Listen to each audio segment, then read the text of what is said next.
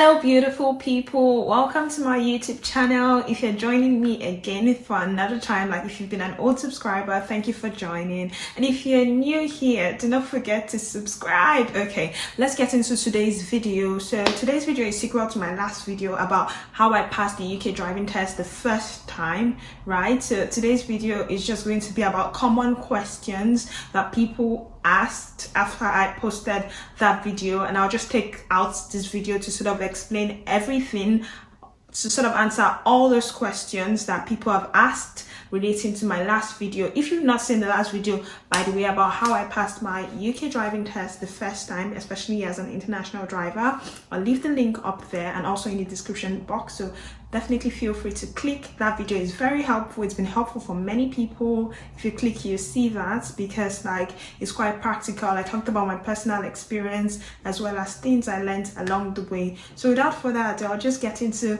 today's video and answer the questions that have been asked since I posted my last video. The first question here is, can I pass my UK driving test the first time as an international driver? I think the answer to this one would be like pretty obvious because of my last video. Honestly, because I feel like if I could do it, then anybody else can definitely do it. Anyone can pass the UK driving test the first time. And this question specifically talks about, can I pass my UK driving test the first time as an international driver? So you being an international driver, you've probably been driving for close to a year or a few months on the UK roads, so I'd say it definitely gives you an edge, because while you're preparing for the driving test, you sort of have the opportunity to drive freely without having someone by your side to sort of teach you, to sort of stay with you as is needed if you are just a learner. But if now you're an international driver, you can drive freely. Like in my case, I took a couple of driving classes, and then the rest of the time I was pretty much driving by myself, correcting my mistakes by myself, because I still had the opportunity to drive in the UK as an international driver. So I think if you're an international driver, you actually have like a better edge, or you have that edge to pass the first time, because you're very experienced with driving on the UK road, so you can definitely get more practice freely compared to someone that is merely a learner. Okay guys, so moving on, I've just picked the next question, and this question says, what is the best time of the day to take the driving test? I think this is very interesting, because honestly, I feel like the time of the day you take a driving test definitely influences how you would do on the test, in terms of like the traffic situations and all of that. So this question is very valid. What is the best time of the day to take the test? Honestly, with this one, I've had different school of thoughts. Some people think that you should drive, say, in the morning or during the rush hour, because like there's more traffic on the road. So this is a bit sneaky, but the examiner would not have enough time to actually see you driving. So you have less chances of like making mistakes, because you're not going to drive over a long period of time, because you'll be stuck in traffic most of the time. Because the driving test itself takes about 38 to 40 minutes, so being stuck in traffic for like 20 minutes means you probably get a chance to only drive for 20 minutes. So that's the dynamic of driving in rush hour. Meanwhile, if you drive at a time where it's more calm, the road is free, then I think the advantage of that is that you can get an opportunity to do your maneuvers in a more relaxed environment, or your stop and start. Or because the examiner many times throughout the test would say, pull over on the side and park, then you ask you to start again. So I feel like those stop and starts, checking your blind spots and all that, and whether a mistake could be a minor or a major, if the road is calm at that time of the day, if you make a mistake and doesn't affect another person driving, like another driver, then your mistake can be a minor rather than a major. That is at calmer times of the day. But if it's in rush hour, you know, many people could be on the road, more road users are on the road, and so it would be like more easy for a mistake that could have been a minor when the road was calmer to be a major one, because you've affected another road user. Maybe they had to brake or something like that, or it could potentially have been a fatal accident. So yeah, the time of the day definitely impacts the outcome of a driving test. I definitely think so. But for me, I took my test at a more calmer period. I feel like if you're in traffic most of the time, there could be a bit of tension if you're not used to driving in traffic.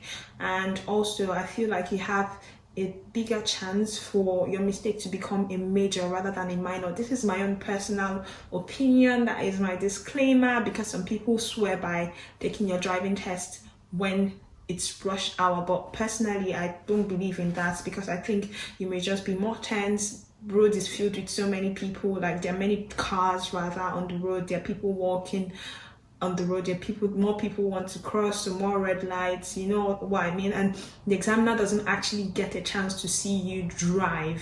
Compared to calmer times of the day, the examiner can see you actually driving, and you get more good favors in their eyes. Like, it's more like you're good, you have a chance to do more good because you can sort of prove yourself to them. And I think the driving test is basically just proving yourself to someone that, look, I'm ready for the roads. So yeah, I think you get a better chance to prove yourself at calmer parts of the day. But if you are of the school of thought that you prefer to drive in rush hours, by all means do so. I feel different strokes work for different folks, but this is just my personal opinion. Go for calmer times of the day. Personally, I took my driving test around, I think it was 1:25 p.m. to about some few minutes past 2, so that was very fine for me. It was a calm time of the day, and I think I had 5 minors, and I think one of them may have potentially been a major if there was another car coming close to me.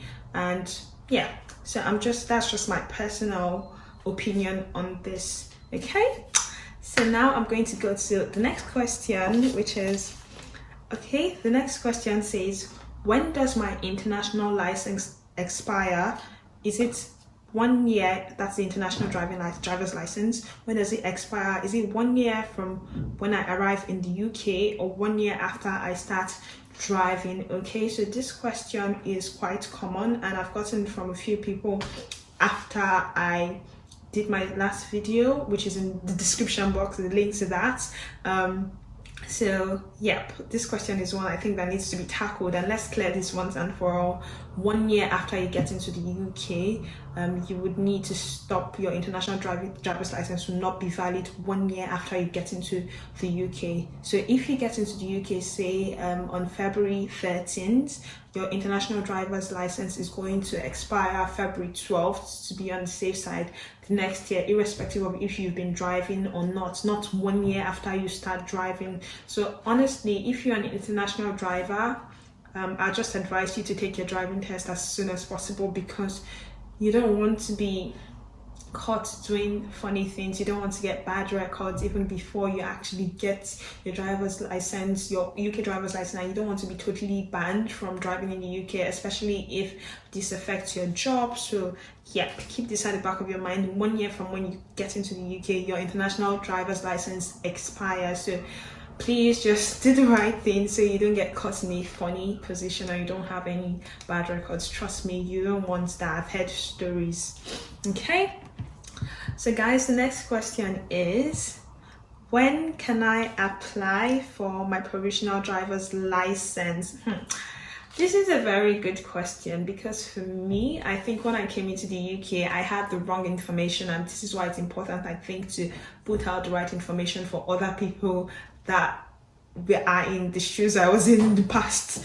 I hope you get what I mean, like that are currently where I was back then, because I was really thinking, oh, I have an international driver's license, so I shouldn't be able to apply for my provisional driver's license. And honestly, I think the answer I'm going to give will be especially useful for international drivers. So you can apply for your, and this is on the gov.uk website that you can apply. I think I'll leave the link also in the description box.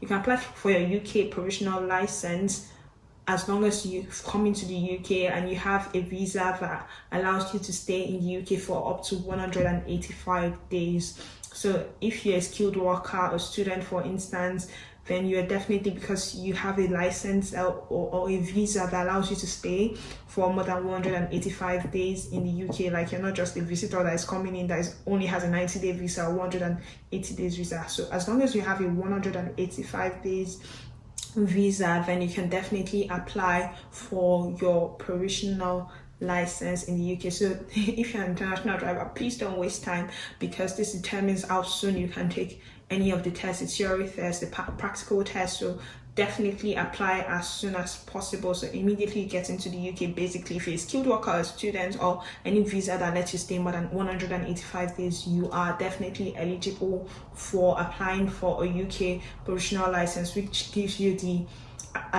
actual chance to take a driving test as soon as possible. Okay, and now I have the last question for today. The last question is, should I take a full driving course as an international driver that has been driving in the UK? If not, how many hours do I need?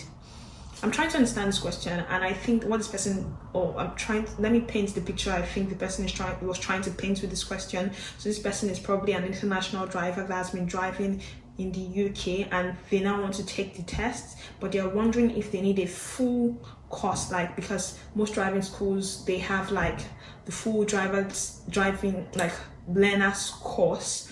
So this person wants to know if they need to take the full course, or if they need to take just a few hours, and how many hours they need to take. Okay, so I'll give an answer that is based on my own personal findings, but in the end, like I always say, different things always work out for different people. So definitely use this based on your own discretion. So I believe that if you're an international driver and you've been confidently driving in the UK, I don't think you need a full driving course, except you're just like, I don't think you need a learner's course, except there's something like you're really lacking, or you've been really driving in an unsafe manner on the road and all that. I think you need just a few hours for someone to assess. And this is also what one of my friends that also passed the first time told me, that helped me to pass my tests.